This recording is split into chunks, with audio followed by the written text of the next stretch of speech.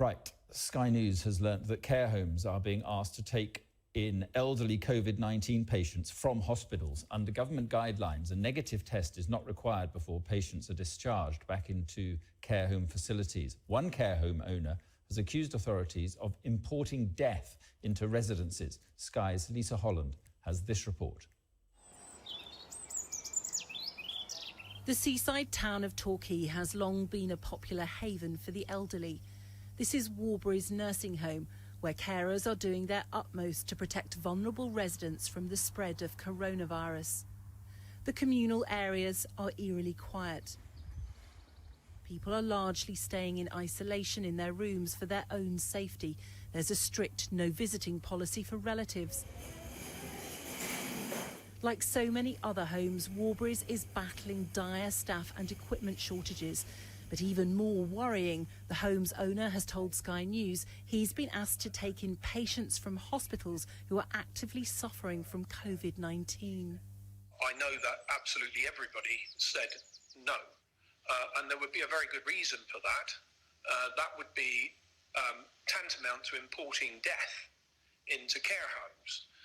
The care homes have done all the right things against all the odds. To add insult to injury by asking us to take COVID-19 positive patients is asking us to basically make out the suicide note for people in care. This is one of our lovely ladies giving out the tea trolley. Staff took these videos of themselves trying to maintain some semblance of normality. But nothing is normal now, least of all end-of-life care. So we have made an isolation room that we can put our residents in.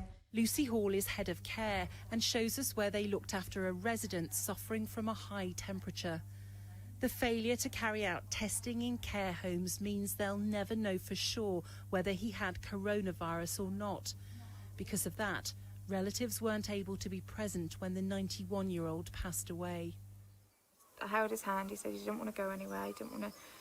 He said he didn't want to be alone right now, so I sat with him. But because of the circumstances, his family weren't able to be with him, so we had to be that person and try and give him some form of dignity and peaceful time within the last moments of his life, and that was really hard, really hard. Lucy's commitment to residents in the home means she's had to stay away from her own family. That's been made even more difficult because her grandfather, who has Parkinson's, went into hospital after a fall. Lucy says he was put on a ward with coronavirus patients, but was then sent home after testing positive. My heart broke because how can you do that to somebody who's elderly?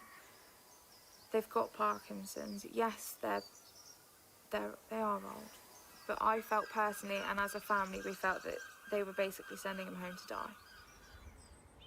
As the seasons pass, coronavirus is expected to keep society's most vulnerable in isolation for some time to come. They may be out of sight, but carers say the elderly and the vulnerable must not be forgotten. Lisa Holland, Sky News, Torquay.